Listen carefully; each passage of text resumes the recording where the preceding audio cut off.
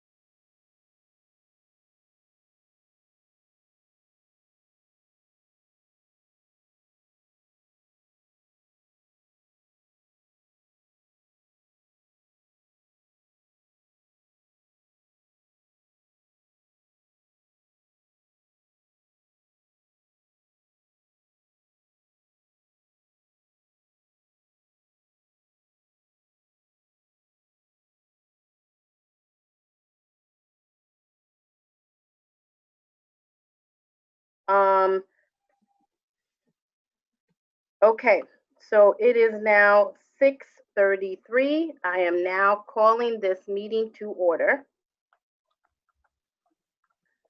Okay, a few quick things just so everyone knows. We are going to move executive session up, yes, up to right after statements from the public. Also, just some quick reminders about, so we'll let each public speaker commenter to come in to pose their question or comment. We'll respond if we have that information now. If not, sometimes we'll need to get back to you. Laser, I don't see the time, but I'm assuming the time is gonna pop up somewhere eventually. Yeah, Ivy is gonna be doing tonight. All right, so we have the timer. Another thing, please remember this is for in regards to our meetings. We need to, it's in our policy 1511, we need to refrain board members and administration shall not communicate at any time with any person electronically. So we can make sure that we're all, in the meeting, focused on the meeting. Please make sure that we are just following that. So we should not be, whether that's cell phones, whether it's on like in the chat or things like that, the YouTube chat. Let's just make sure that we're all, focused and in here. And let me see. Tracy, you have the list as well, or do you need me to pull it up? No, I got it. Okay. All right, so our public portion. Oh, I'm sorry, one more thing. Let's all of us in here try our best to commit to a 2-hour meeting. I'm challenging us on a 2-hour meeting. All right, thank you. Sorry, Tracy. I'm all for that. I love that. Okay, let's just see if anyone's in the waiting room. Yes, I do have people. Okay, first speaker is Pamela Davis, and I'm gonna let her in right now. Although I don't see her name. Okay, here she is. She was at the bottom, so every time I moved it, it got messed up. She should be coming in now. Yep.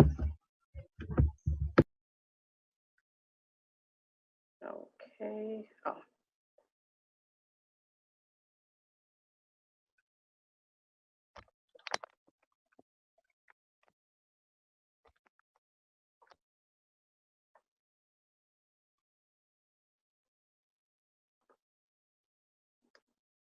Okay, I think you're muted, Miss Pamela.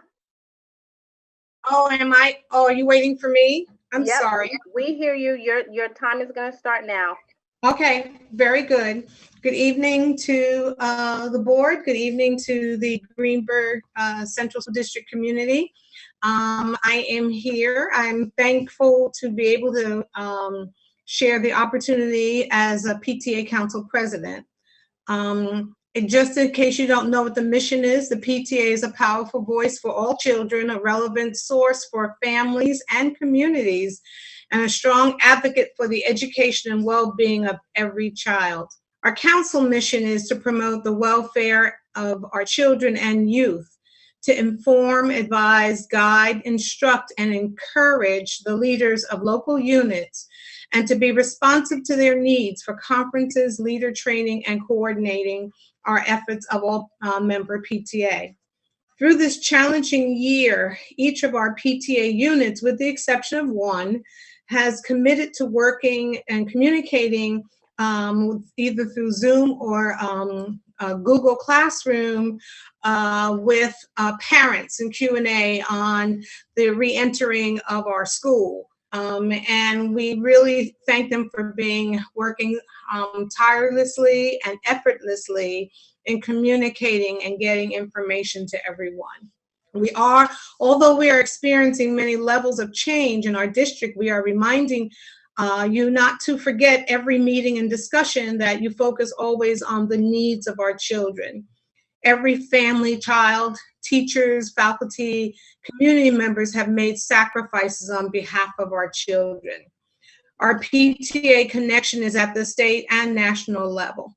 And so we are appealing for not just for you, but for even the community to join with us as we help to advocate for our children. The information is on our website, Greenburgh website under community, and ask for you to join. Thank you. Thank you, Ms. Davis. Okay, our next speaker is Amy Wang. I'm letting her in right now.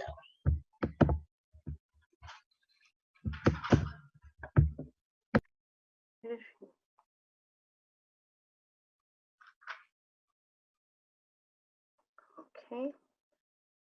All right, Amy, you may get started. Can't see. Did she? Amy, are you with us?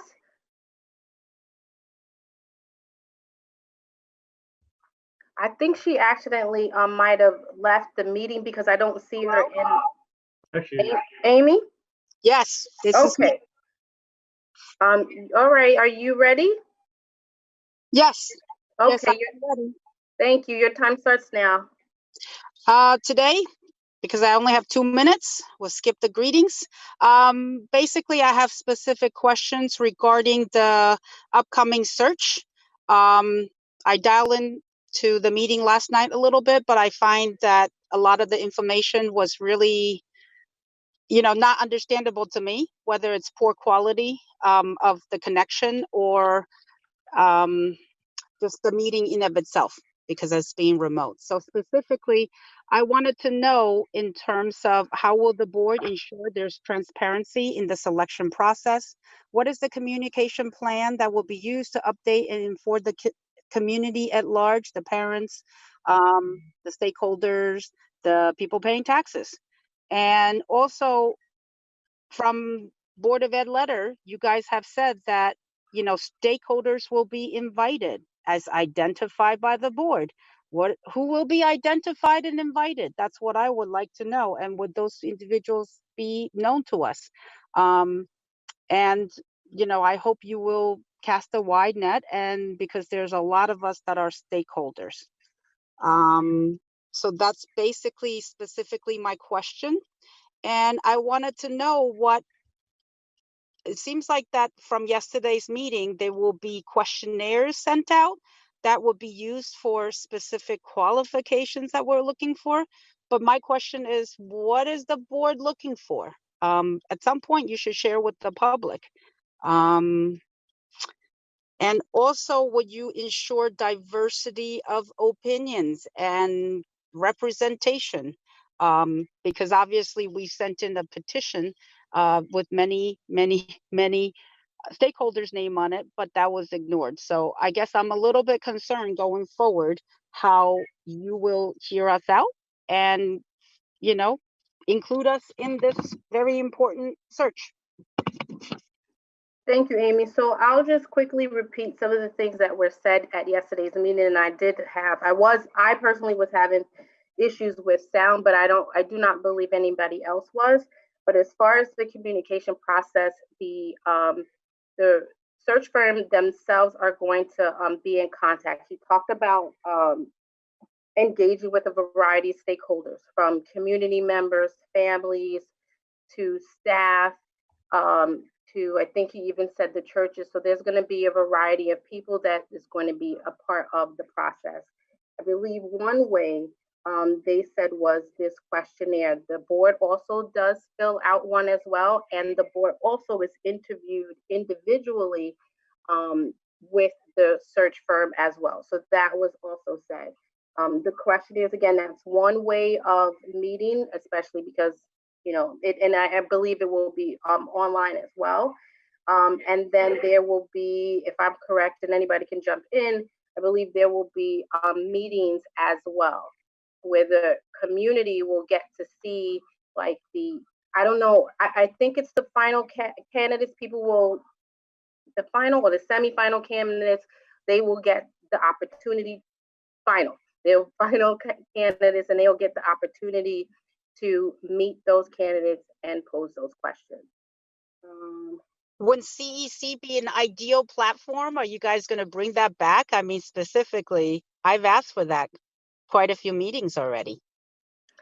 We still have to select a date on the committee. So that's being worked on. I don't know if it's specific just to CEC. We're trying to cast a really wide net of community members. David. I would say that there have been community members who actually want the meeting to happen without any board members present. So this is the sort of thing that in the past, if the CEC had a meeting at that time, the CEC would defer its meeting, and then the public would be invited to the session in which the board members would not attend. So anybody who's embarrassed to talk in front of a board member, don't think there are very many people like that, but there may be a few, can feel free to express themselves fully. I'm not sure how that works online, but that's what used to happen when we had in-person meetings.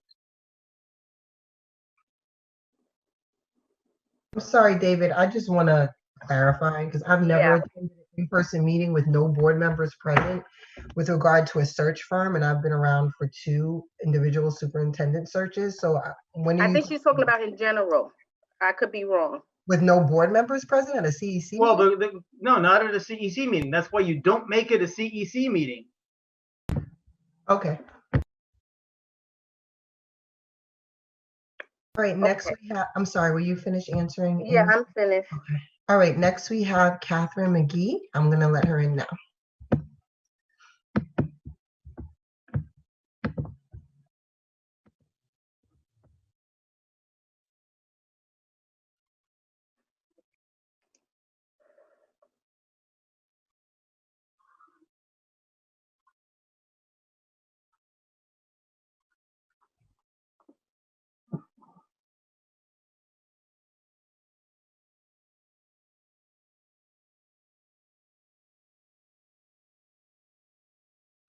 I can't see.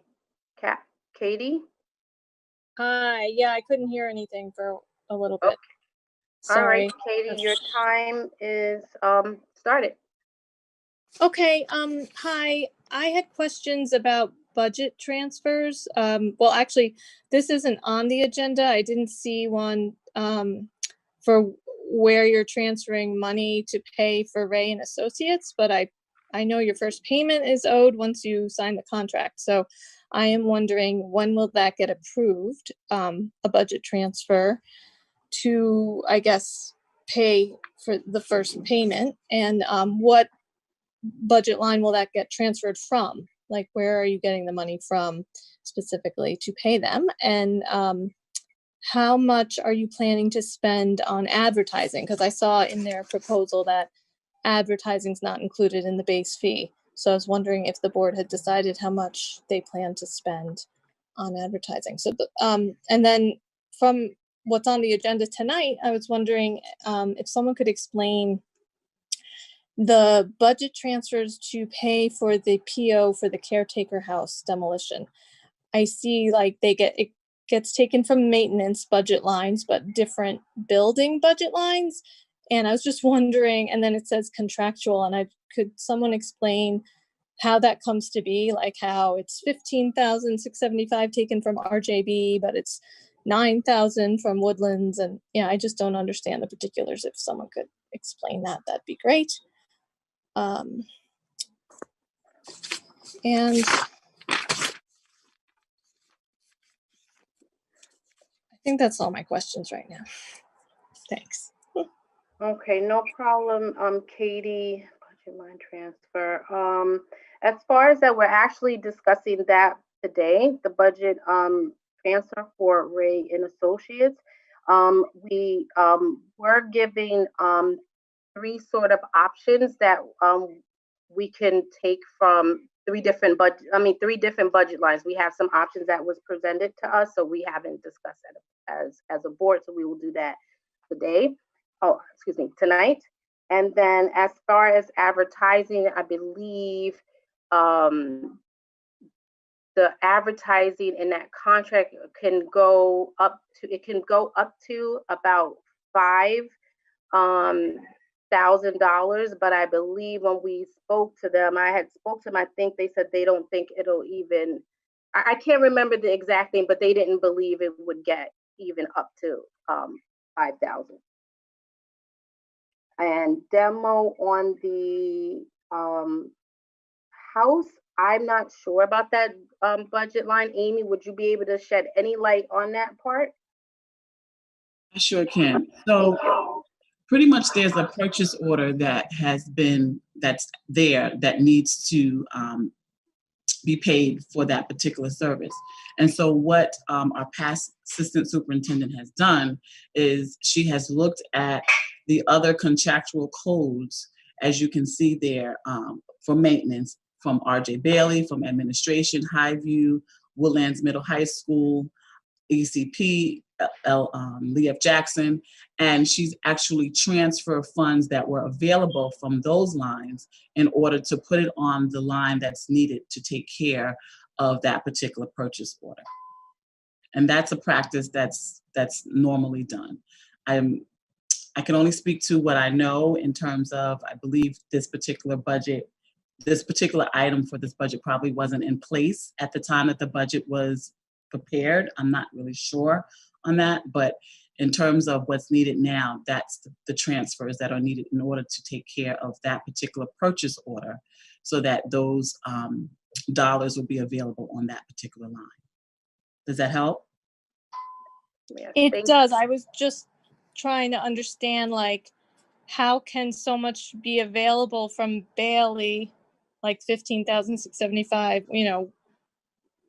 when they have so many repair needs? Like, I just don't understand the particulars, but I guess it's probably hard to explain in one night.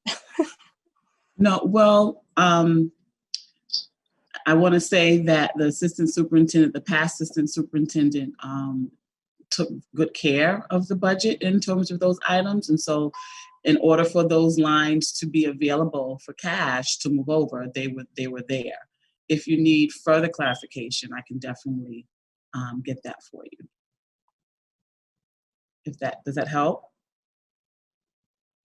Yeah, I guess so. It's okay that I'll contact you if, but the other thing, while I have 4 seconds, is what, that payment, I feel like my question about Ray and Associates wasn't totally answered. Oh, what budget line will it be transferred from? The board doesn't know yet? I didn't answer. I did give you an answer. I said that we are discussing this later in the agenda. So it will be answered to you during that time, that portion of the agenda. Oh, I see. Okay. We were offered, we were provided with 3 options of budget lines where we can take it from. So we are discussing that tonight. Oh, okay. All right. So it's getting approved tonight, later tonight, or maybe? Yes, we're discussing it tonight. Okay. Thank you. All right. Thank you. Okay.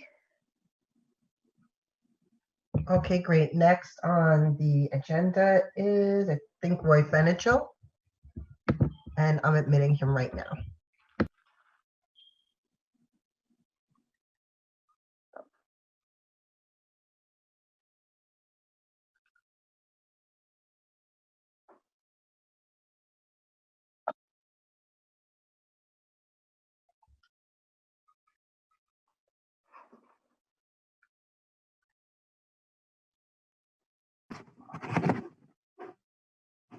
Hello, Mr. Fenichel.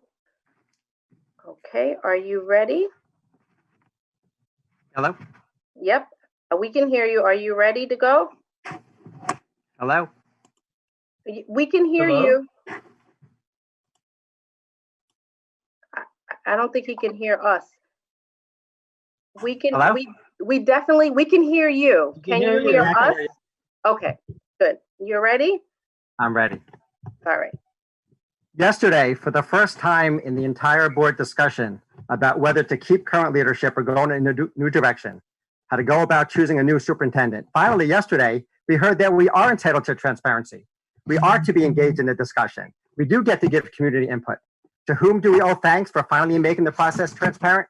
Ray and Associates, the firm the board secretly recruited after secretly deciding to go in a new direction. Ironically, the culmination of months of secret meetings by the Board of Education ended up with finally engaging their community. The community will now be engaged in choosing a new superintendent. I hope the days of secrecy are over because the pandemic sure is not over. And we, the parents and community members of Greenburgh, need you to think about what's best for our district, for our children, because there's no good reason to hide important information from public view. Our nation is voting today in record numbers because we have all been watching what's going on and we want to stay in leadership. Why have we not had the same say in choosing our district leadership? You all voted today. You all had your say. Don't you want us in the community to have a say? We have the most to lose by keeping our decision-making in public, not secret. So here are my questions for you. Our district's parents have the most at stake in having a great superintendent. Please don't prevent us from having transparency. Can you reconstitute the community engagement so we actually have engagement in the process? Last month, you said that based on the advice of counsel, you go into executive session to discuss future district leadership. Can you point us to any moment and any agenda in any board minutes where you said you were going to executive discussion to discuss this? Where before your vote to hire a superintendent search firm, did you ever inform the public that you were even considering a change?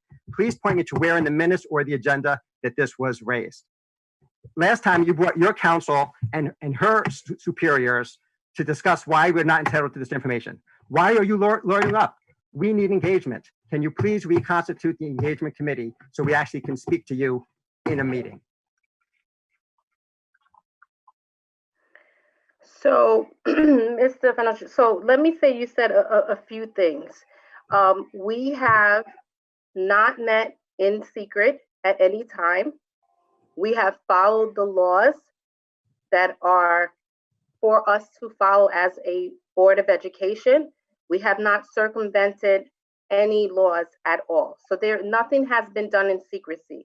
As far as for the where you would see that, I'm sorry, no, I don't need any clarification. I understand what you were saying. So let me continue on. So as far as the agenda, so when you look at, you will always find the, like for instance, on today's agenda, I'm not sure if you have it also. It's number 5. It says anticipated to adjourn to executive session. You'll see, I don't know if you can see it on my screen, but you see these different arrows here. You have subject, the meeting, the category, the access, the type, and then you'll see the recommended action. The recommended action always tells you why we are going into executive session. So that is something that, again, it's required to do. We do that every single time that we go into executive session. I have read the minutes and it is not listed anywhere. Could you hold on for a second? So this wording is either shared by, Ivy, or sometimes I think it has happened, possibly our lawyers, but this is exactly how we go into. I'm sorry. And I think just as far as the communication portion of it, as a, I know I will say this, as a board president, I have met with Ray and Associates, and on behalf of the board, I continue to express our need for transparency in this process. They have shared and outlined what that looked like. We've asked questions yesterday to get a true sense of some of the things that will be happening, but that has always been a focus during, at least I think, at least from what I'm seeing so far, is a focus of the district, is making sure that voices are being heard. As far as CEC, right now, it's Tracy, me, and David who are on it. We do need to select a date. It is a pretty jam-packed time, but we do need to select a date, and it is on our minds to do so. Thank you. Please do send me All those. right, the next speaker is Chris Fallon. I'm gonna let Thank her you, in Mr. now. Huh? I was saying thank you, Mr. Finichel. Oh, the next speaker is Chris Fallon. I'm gonna let her in now.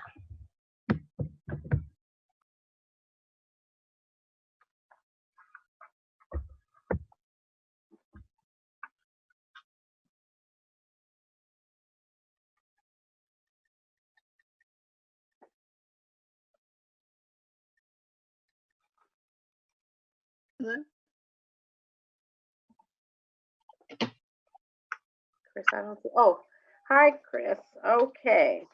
Hi. Are you ready? I'm ready. I'm going to zoom down the easy ones. All right. One, the water testing was done 2 weeks ago, and I think we were told it would take up to 2 weeks for results. I'm wondering if we have them. Two, I'm looking for information on the marking periods. I know one is ending and conferences are being scheduled, but I don't see the full calendar of when the marking periods are on the website. If someone can point me in the right direction or post the information. Three, just curious, now that the superintendent for business is gone, I don't see a posting online. Have we posted that, or are we waiting to fill the superintendent position? Chris, can you read? Pause that. Chris, could you read that last one more time? Because I couldn't write it down fast enough. The marking periods, or? No, after the marking periods. I see that the superintendent for business position she's now no longer with us, and I don't see the job posting online. I'm wondering, are we actively looking, or are we waiting to fill the superintendent position before we find someone? I.e., I'm thinking ahead to budget time. Will we have someone in place? Four, last meeting, I commented on policy 6220 that you're looking at tonight about notifying parents. And I did find, actually, I did a little more research, and you do have a different policy that covers my query, which is policy 8263. I would like to advocate that the policy committee take a look at that and see if it can be amended or adjusted in any way to include the eventuality when, instead of just 5 consecutive days of teacher absence that we notify parents, when it's 3 days and then 3 days of a sub, and then a teacher comes back and then another 3 days of a sub. You know how it can kind of go off and on, but very much in a short time. Just to take a look and consider whether there's some wording that could be added to that policy. And the last thing is the budget transfers, which I need to go look at. I do understand what's happening, but it raised the question for me of departmentalization and how we are breaking down the budget transfers by department in the lower grades, since I know teachers cover multiple subjects. Okay. All right. As far as Dr. Chase, do you have anything in regards to the water testing results? Good evening, Ms. Fallon. How are you? Good. How are you? Good to see you. No, we do not have the official results back as of yet. So I anticipate it's going to be back any minute. And once we get the results, I will, of course, share with the community as we've done in the past, as well as to the staff and the faculty. Okay. So not yet.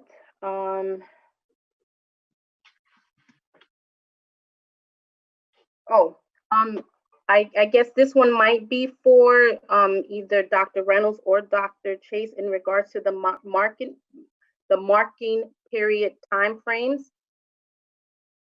Sure. Thank you very much, President Darden. Hello, Ms. Fallon. Through the president, the calendar, the official printed calendar contains all of our marking periods. Those go unchanged. What I will do is ensure that I share with the board the marking periods. I don't have it in front of me as a reference. I apologize. And we'll make that public and put those on the website in some form or fashion. Yeah, sorry to interrupt, but the only calendar I could find on the website is the 2019-2020 calendar. I know, because we knew that we had so many changes this year due to COVID. Right. We did not put that one up, but I will make the marking period dates a separate entity. Okay, thank you. Okay, and so I guess I can, your next question, I guess I can, I think I can answer one portion that no, we're not waiting to fill that position. Dr. Chase probably has more information in regards to the job posting and all of those things as well. Ms. Vallon, it was posted. Actually, the posting closes November 11th. Oh, okay. Okay. Thank you. You're welcome. Okay. Expand the days of budget transfer. Okay, Amy, I think this one is for you. The budget transfer and how we break them down. I'm here. Okay. So if you could just repeat that question again, Ms. Fallon, I'm sorry. Okay, let me just go to. Just to make sure I'm understanding. So I do understand we've spent a year or two moving things into building level allocations and codes. And now we're taking those allocations and moving them into departments at the building level. Right. If I understand correctly.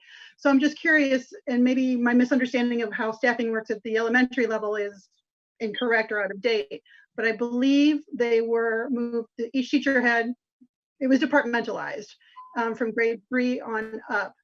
And from grade 2 on down, it was as it was always. So I'm just looking at, say, Leah Jackson, you've moved money into the reading and literacy department. Yes. I don't know, will there be math or science departments at that lower elementary level? And when you get to Highview, for example, at Bailey, well, Highview specifically grade 3, I believe you have a teacher who might do math and science.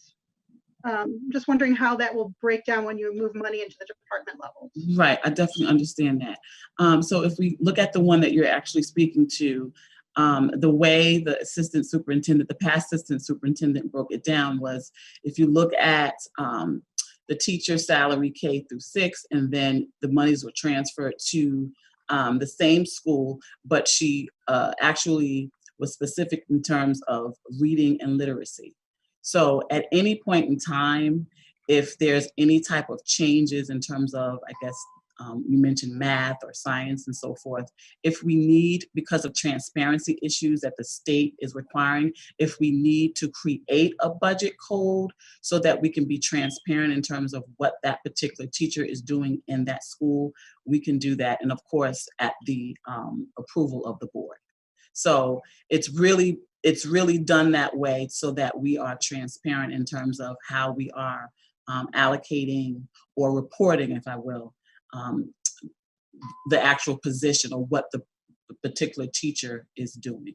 I'm just trying to figure out how a teacher at Jackson, for example, wouldn't just be classified as a regular school salary instead of being in a specific department, because they teach all.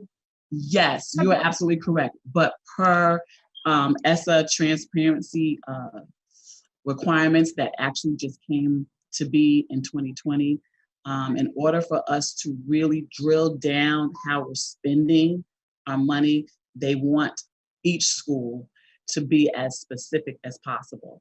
So it might be the Jackson teacher. Sorry to interrupt. No, it's okay. So no longer can you just lump everyone together as you see as, teacher salary K through 6. So although that's a teacher that's in that building, K through 6, all of those teachers are not geared to the reading literacy piece or, whatever the case may be. So if it's, academic advisement intervention, I'm just throwing it out there, whatever it may be, if that teacher is in Leah Jackson, K through 6, but she's AIS, then there would be a budget code specifically for that. And what the past assistant superintendent has done based on transparency requirements is to break it down as specific as she can. Right. I do understand that there are some areas in Jackson, for example, where you have your arts and music, your physical education, those are pretty clear areas. This is pretty clear. It's just when you get to math, science, reading, and literacy, I can imagine every classroom teacher will be reading and literacy slash where. Because they're not, right, because they're not departmentalized, or maybe you'll Right. take a salary and split it into thirds and So allocate the salary that way between we will, reading and math and science. so if that happens, we will definitely reach out to the appropriate, we probably will reach out to the state if we need to find out what would be the best course of action in terms of accounting for that. And then we will do it the way they tell us, because at the end, we have to report our ST3, which is our financials. And all of these codes correspond to what their codes are. And so that's the way we would handle that. Okay, thank you. And I'm sorry to take You're up so welcome. much time. No, it's fine. The financial committee. So, It's okay. thank you. Thank you, Amy, and thank you, Chris. We You're welcome. appreciate your questions, and I think that was it. Thank you. Thank you. Okay. Tracy, that's it, right? That's everyone I had on my list. Okay, so as I said before, we were moving up exec session, and then we'll return after that. So can I get a motion to adjourn to executive session to discuss the employment history of particular persons being considered for board action this evening? So moved. Second. Second. All those in favor? Aye. Any Aye. opposed? Aye. Okay, any opposed? Any abstentions? Okay, we are going into executive session.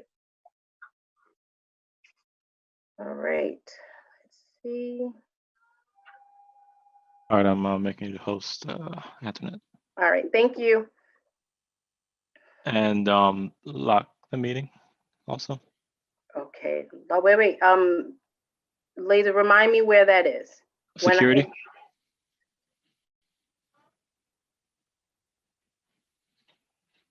Lock it after everyone's out. Yeah, when you put us in the waiting room. Who is this phone number in the waiting room? Am I admitting it, removing it?